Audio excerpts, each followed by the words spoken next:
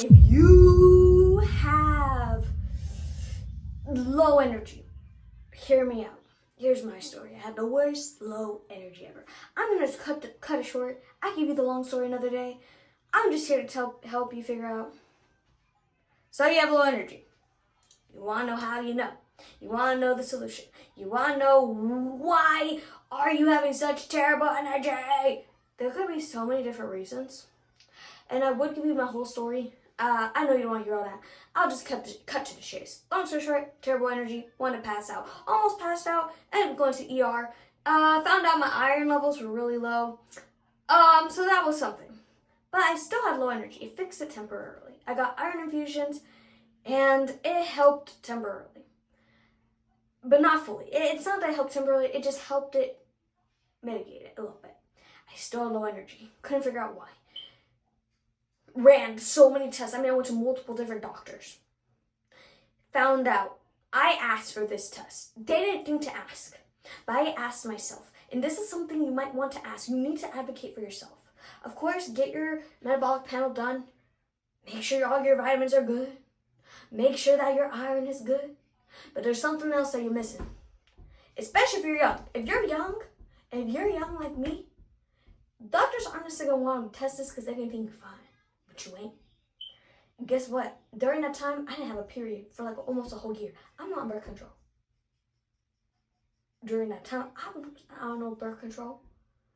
And I always had a regular period. Didn't have it for almost a year. I was like, what about my estrogen?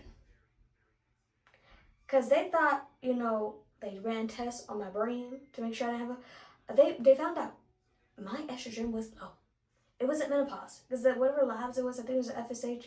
I think the FSH was low, like it wasn't producing it. They thought maybe it was a pituitary gland, and maybe there's a mass, like there's not, thank God. Guess what? My estrogen was low. They gave me estrogen patches. They put me on HRT.